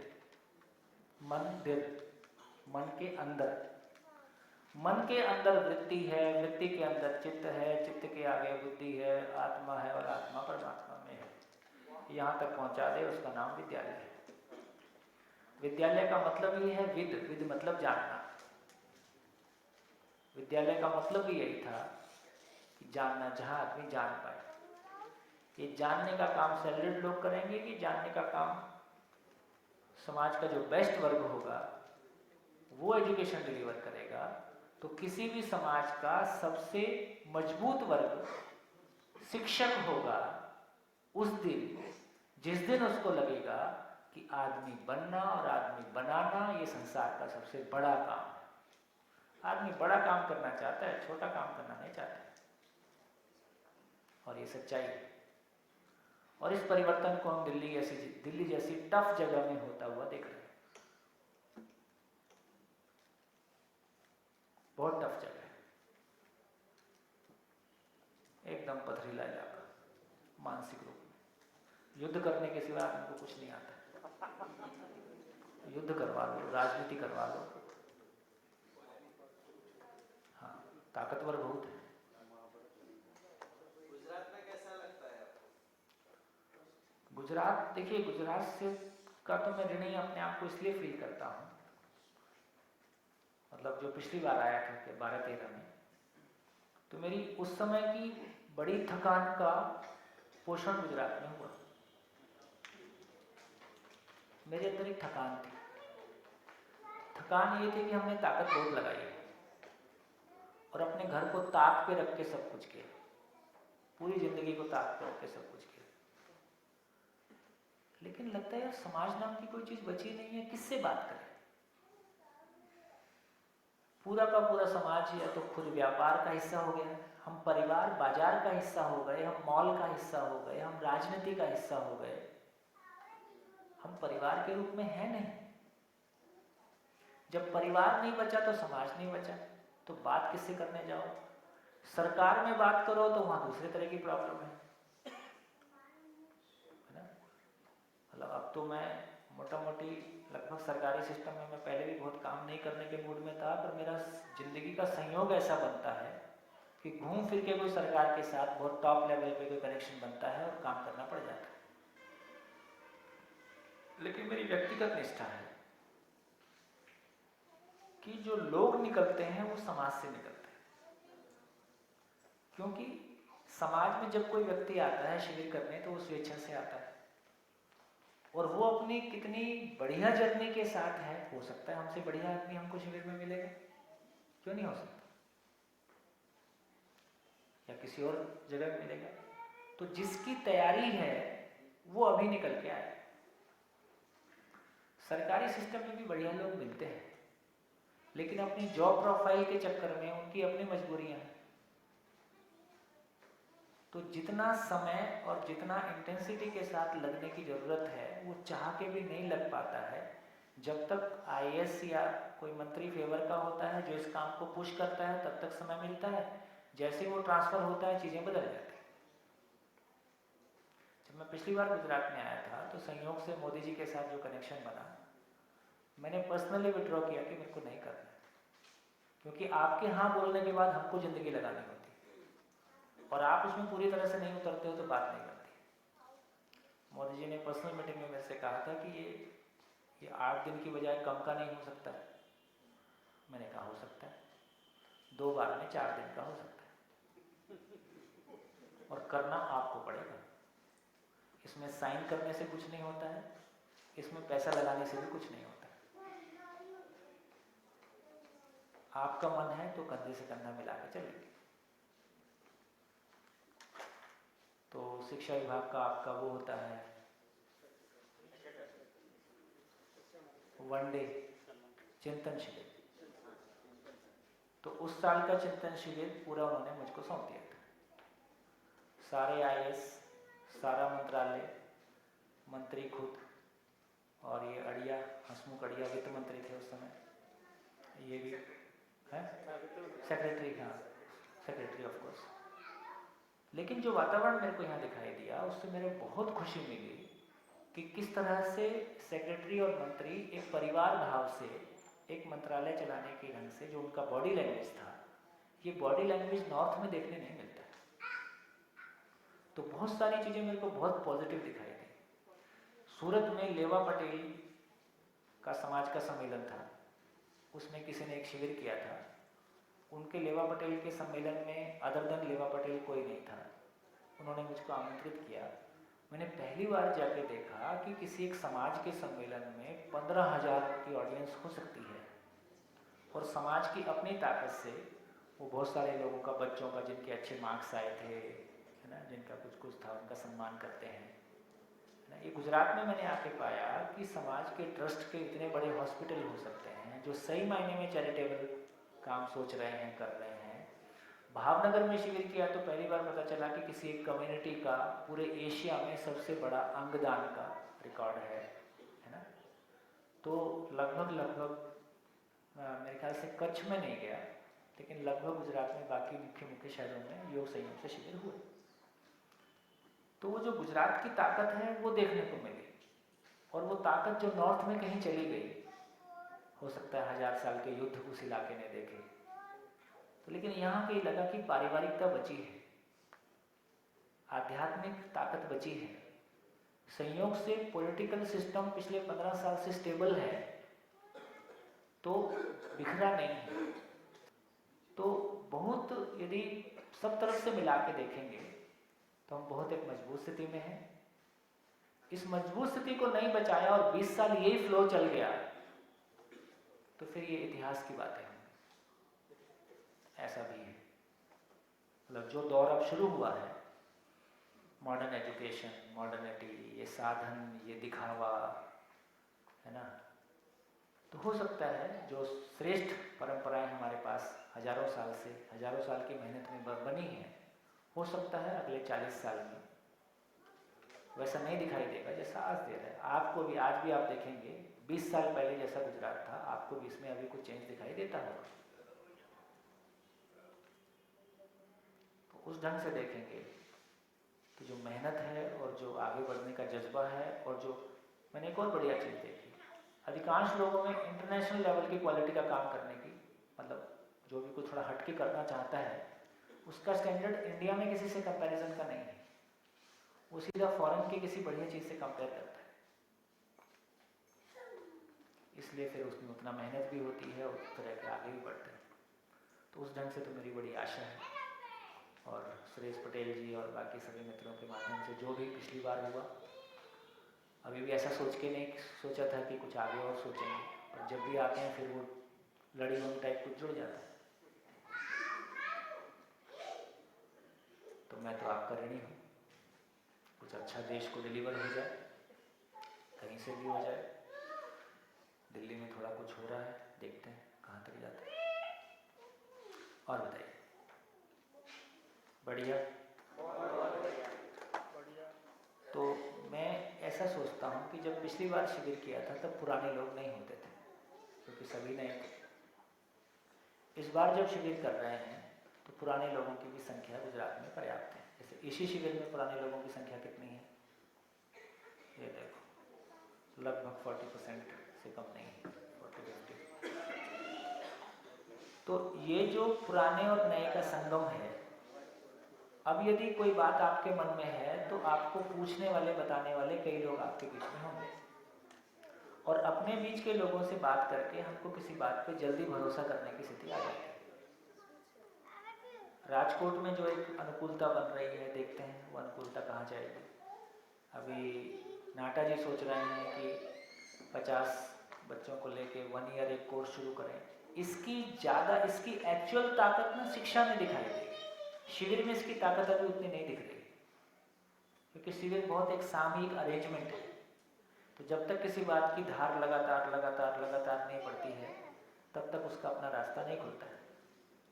तो जितना अच्छे से सोच समझ के किए जाए, लेकिन जैसे जैसे ये शिक्षा के रूप में करवट लेता जाएगा तो इसकी ताकत अलग तरीके से दिखाई देगी।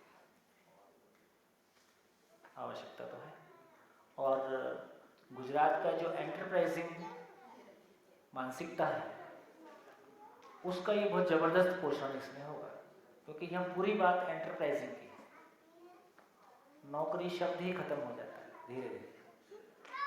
तो हर व्यक्ति में हम बात तो करते हैं, हम जॉब सीकर होंगे कि जॉब क्रिएटर होंगे, ऐसी बातें कह के हम उत्साहित तो कर देते हैं वातावरण को, लेकिन एक जॉब क्रिएटर का कॉन्फिडेंस लेवल और उसकी क्लैरिटी और उसका स्किल और उसके लिए वातावरण, ये कैसे आएगा? ये एजुकेशन तो जॉब सीकर्स क्रिएट करती है ना। क्या फर्क पड़ता है जॉब 200 रुपये रोज की है कि 2 लाख रुपए रोज की? और मैं ऐसा नहीं कह रहा हूँ कि जॉब करना गलत है, लेकिन इतना जरूर कह रहा हूँ कि जो भी सिस्टम्स हैं उनको और बेहतर होने की ज़रूरत है, उनको मानवीयता के अर्थ में होने की ज़रूरत है। बढ़िया, ओह 9:08 हो गया, बढ़िया।